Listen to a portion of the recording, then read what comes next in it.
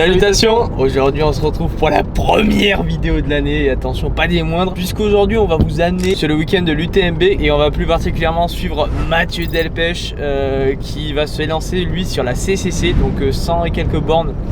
Ça va être violent. On a regardé un petit peu le parcours en amont avec Juju.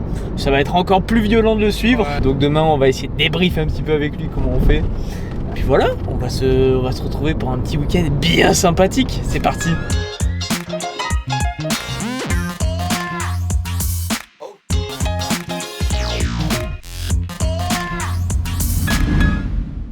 Il est 22h26. Ouais, 22h26. On arrive au spot. Trouver le spot. Pour ceux qui ne savent pas, du coup, on a tout l'aménagement dans le Duster là. Et du coup, on a chaise, table. Enfin, on est autonome complètement. On peut partir un mois sans problème. Du coup, Juju là, il déballe tout. À chaque fois, quand on arrive au spot, on déballe tout ça. Tout est assemblé parfaitement. Là, maintenant, pas de temps à perdre. C'est parti, nous allons dormir. C'est parti.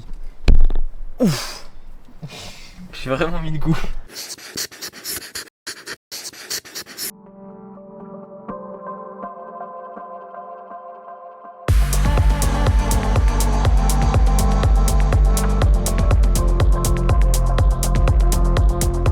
Lui de surqualité, même si un mec a choisi de passer à des broussailleuses, je sais pas, vers 7h, un truc comme ça, hardcore. Enfin bref, on replie tout ça, on bouffe un coup et ça part directement.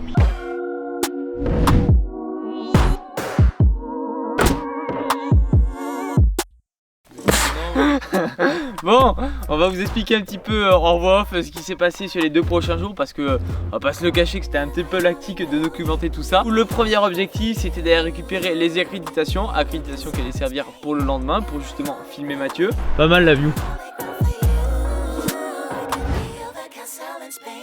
On a déambulé un petit peu dans le village et là c'était la première fois qu'on voyait un petit peu les coulisses de l'UTMB et c'est vrai que les marques, le nombre de marques qui sont présentes sur le terrain c'est énorme.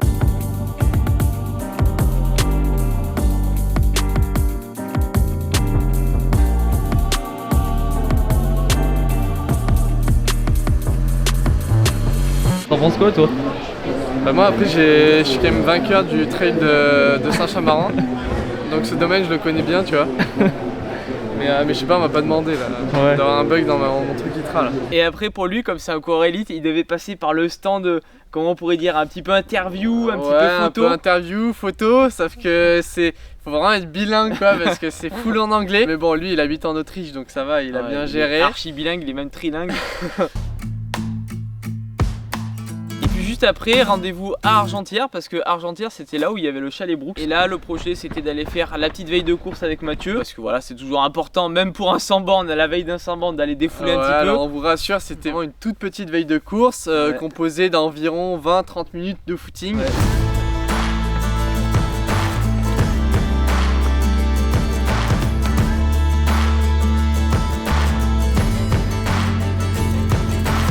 Le projet c'était d'aller voir les gars de l'OCC avec les têtes d'affiche qu'il y avait, Sylvain Cachard, Rémi Bonnet, et en fait la tête de course avait popcorn à foison. Rémi, comme par hasard en fait le seul moment où on était là pour essayer de le voir, il a abandonné juste en haut de la côte, en haut de notre descente on va dire. On n'a pas eu de chance, on l'a jamais vu. Ouais, la plupart des gars qu'on a vus, à part quelques-uns mais qu'on connaît un petit peu moins, ils étaient vraiment pas en canne dans la descente. Allez, allez, allez.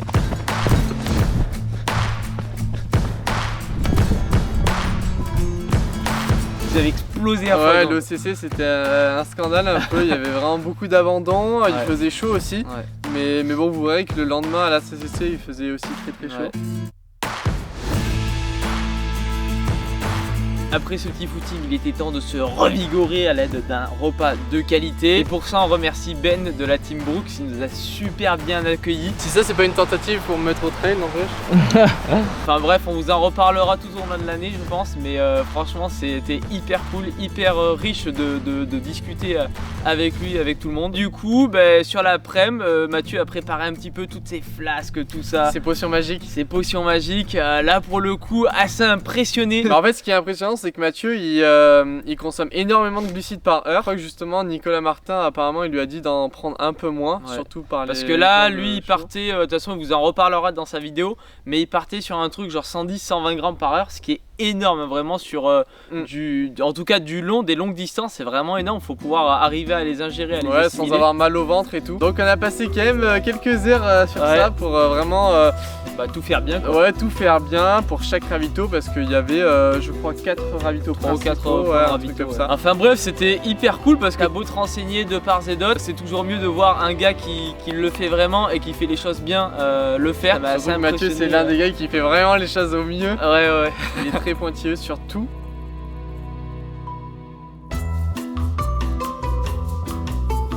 Et puis suite à ça, là on a dû se dispatcher parce que faut savoir que le départ est à Courmayeur et Chamonix, c'est séparé entre les deux par un putain de tunnel, mais le tunnel coûte 55 € l'aller. Donc 110 € aller-retour pour un tunnel qui fait 11 bornes, ça fait un peu mal. Ce qui était compliqué du coup parce que la CCC, pour ceux qui savent pas trop, ça fait un peu le tour globalement de la chaîne du Mont Blanc. Le départ il est à Courmayeur qui est en Italie, après on passe en Suisse et on prend tout le tour. On finit par la France. Donc les 3 pays c'est assez chaud à gérer pour faire une belle vidéo. Et là le projet c'était que toi que tu partes avec le groupe pour justement arriver à courir cette zone de départ. Donc en fait on est parti avec une voiture, Benjamin et puis les 4 autres coureurs je crois. Et de ton côté t'es resté en France et t'en as profité pour faire un petit trail voir le glacier. Pendant que Juju et tous les gars sont partis sur Courmayeur, objectif glacier, ça peut être très cool si j'arrive à la fin.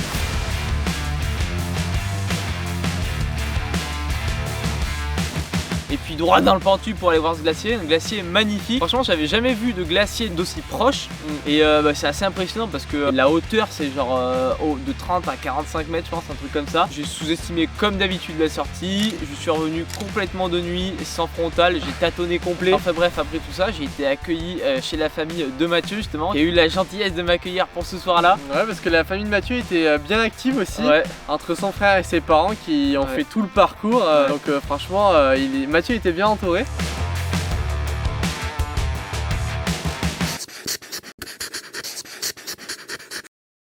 Bon là il est 7h15, on s'est levé il y a un bon 45 minutes. Là l'objectif c'est d'aller prendre le petit déj. Et puis après on file direct direction Courmayeur. Et puis se placer tranquillement sur la ligne de départ. Départ étant à 9h.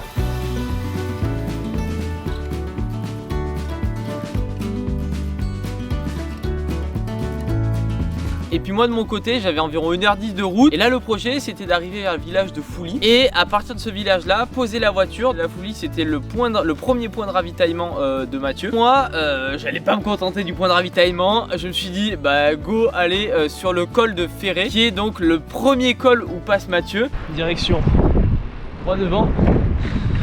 Et puis on va essayer d'être à l'heure. Ce qui n'est pas chose faite avec moi. Mais voilà.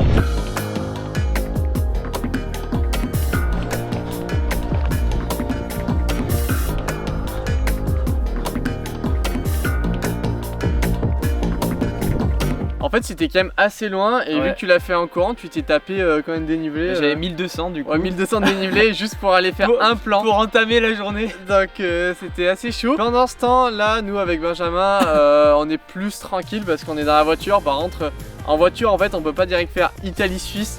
On doit faire un grand détour en Italie et ensuite revenir à la Fouly au même endroit au final. Bon là je suis en train de marcher en direction du col Ferré, donc comme Nico. Et du coup je vais me mettre un peu dans la forêt, je pense un peu après le village, histoire d'avoir 2 points de vue différents. Comme ça Nico a Mathieu au col Ferré et puis moi je l'aurai à la fin de la descente. Et sur le coup d'environ 13 h, Mathieu passe devant moi et donc là moi j'entame la descente un petit peu derrière lui pour pas justement le gêner et pour pas lui apporter une quelconque aide, parce que voilà le but c'est pas qu'il se fasse disqualifier.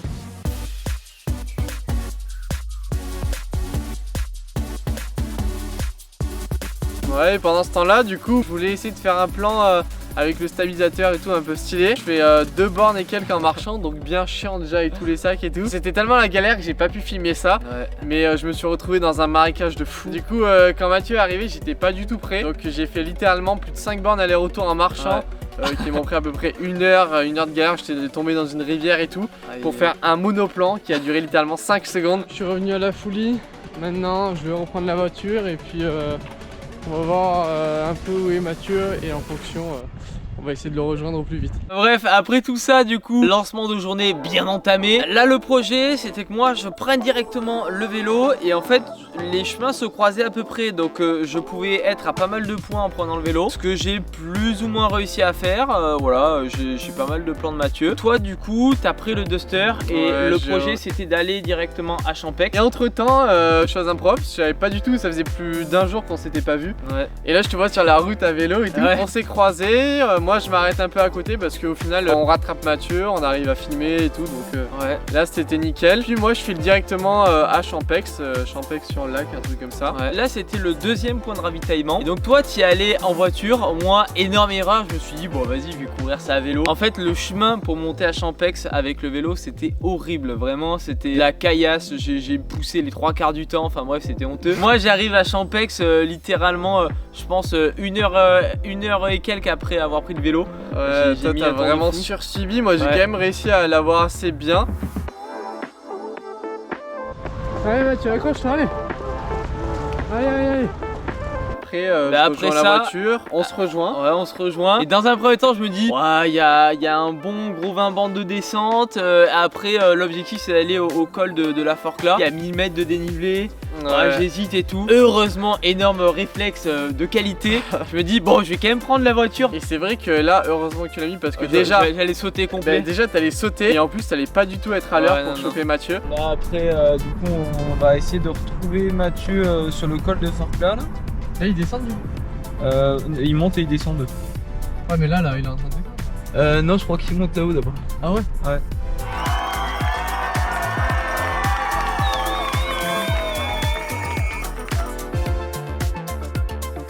Moi je monte un petit coup dans le col pour justement essayer de le choper un petit peu en amont, histoire de pouvoir lui faire des plans de qualité. Il y a une belle ambiance là-haut, Mathieu commence à rattraper des gens. Et puis là, on descend en direction Valorcine.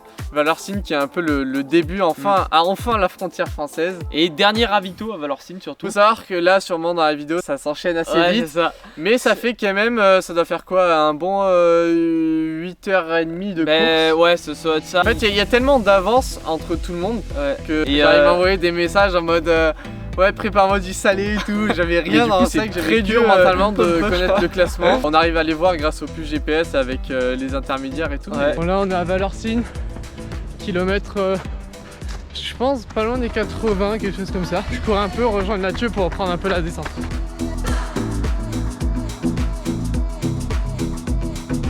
L'objectif principal c'était déjà de l'avoir à ce dernier ravito. Après ça, il y avait une petite partie où c'était plus ou moins plat montant. Ça se juxtaposait un petit peu et du coup je me suis dit bah vas-y, je prends le vélo et le but c'est d'essayer d'être à différents points pour le filmer. Toute la partie française on va dire, on a réussi à l'avoir beaucoup de fois. Parce qu'après moi je suis revenu à Argentière, donc là où il y a un peu les Chats des Brooks, là on était de base. Je suis monté un peu sur les hauteurs et j'ai pu le reprendre aussi. Forcément ça devait faire plus de 10 heures de course, là il était vraiment cramé. Mais je trouve que s'en est bien sorti, il arrivait toujours à trottiner même dans les côtes et tout. Bah, il vous en parlera, mais je crois que là en plus il se mange une petite hypo là, vu qu'en plus il a un peu de mal à manger etc. Et moi en attendant, j'ai pris le vélo, j'ai foncé direction Chamonix, mais je me suis arrêté un petit peu avant. Et là le projet c'était de monter pour arriver à le prendre sur le chemin de la descente. J'ai clairement sous-estimé cette montée. J'ai encore fait à nouveau 800 et des poussières dénivelées. Et là faut savoir que moi je suis pas à 120 grammes de glucides par heure.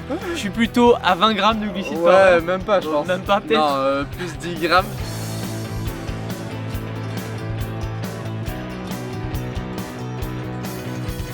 Pendant que tu es en train de courir un peu sur les hauteurs, je file en marchant direction Chamonix, vraiment le centre, pour essayer de me placer à l'arrivée. Alors il faut savoir que là il y a des milliers de personnes, il faut pouvoir se faufiler, donc là l'accréditation a servi justement pour me mettre un peu du côté des photographes et tout, et pouvoir essayer de cadrer un peu l'arrivée avec cette grande arche qui est d'ailleurs super belle. Pareil, le projet c'était de faire 2-3 plans avec lui dans la descente. Là on peut voir qu'il commence à faire nuit. Et puis après je l'ai laissé filer et moi j'ai fait ma descente tranquillou. Et là tu t'es chopé en vrai une énorme hypo. Ah ouais, je me suis chopé une hypo archi violente. En fait j'ai envie d'un truc méga sérieux, genre un paquet de chips entier. J'ai bouffé aucun sel de la journée. Là c'est terrifiant là. Et il m'a envoyé des messages en mode Ouais, prépare-moi du salé et tout. J'avais rien dans le sac, j'avais que une pomme puff, je crois. Et là, je pense que j'arrive, je suis limite aussi pété que Mathieu, quoi. Pour vous donner un petit peu les stats, sur la journée, j'aurais fait environ 50 km pour 3000 mètres de dénivelé. Les efforts à faire pour. Bah, en fait, c'est pile la moitié. Ouais, c'est vraiment pile la moitié. T'as fait une sorte d'OCC avec 10 grammes par heure en glucides. Et en tout cas, voilà, une belle journée de terminée. Superbe. Et une nouvelle grosse course pour Mathieu. Allez Mathieu, voilà. Bravo tous les deux. On vous dévoile pas le résultat de Mathieu parce que de toute façon je vous invite à aller voir directement sa vidéo. Et après ça on a simplement fini par une grosse pizza des familles. Après on a trouvé un petit spot, on a dormi, je crois qu'à 2h du mat on s'est couché. On était ultra cramés et après, alors c'est pas fini encore ce petit week-end UTMB. Après le lendemain matin on est revenu au chalet Brooks, dérocher un peu tous les plans, donner tout ce qu'il faut à Mathieu. Et après nous on a eu l'une des pires idées de notre carrière, se faire un sommet qui est quand même à 2700 mètres. Et on a fait tout en courant, tu m'as fracturé au seuil. Donc, en plus moi j'étais bien cramé de la veille parce que vraiment j'ai fait je sais pas combien de kilomètres en hypo. Là il commence à attaquer dans la côte, je fais oh putain con. En plus genre on avait tous les pires sensations. Sauf qu'en général quand on court à deux on s'attaque forcément. Ça finit bien le week-end parce qu'après il faut savoir qu'on avait 9 heures de route pour rentrer à Gourdon. Et vu que j'avais ma rentrée en STAPS, on a redû faire 6 heures de route. On peut se faire employer par une entreprise de routier, on est preneur. Enfin bref, un magnifique week-end de clôturé, ça a été hyper enrichissant. Et voilà, j'ai pu un petit peu tâter les terrains de mon futur terrain de compétition. Voilà. Enfin bref, gros remerciements à Ben, à Mathieu de nous avoir fait confiance pour le suivre sur cette journée-là. Et évidemment à la famille de Mathieu pour m'avoir accueilli. Donc voilà, merci à tous. Et puis nous on se retrouve je pense très rapidement pour une petite session rapide. Petite vidéo assez sympa à venir. N'hésitez pas à rester connectés, c'est que le début de la saison. On commence tranquillement et vers décembre ça va s'enchaîner des sorties à 300 bornes, ne vous inquiétez pas. Ça va les casser du terrain. Et puis n'hésitez pas à essayer rudement. Et on se retrouve très prochainement pour de nouvelles aventures. Allez, ciao, ciao. Petite prune de stationnement. Alors pour le coup, je réfute cette prune parce que là où on l'a pris, déjà impossible de se garer et en plus il était absolument pas marqué parking interdit. Donc j'ai vu qu'il était possible de les contester, donc je sais pas trop comment ça se passe mais pleine balle.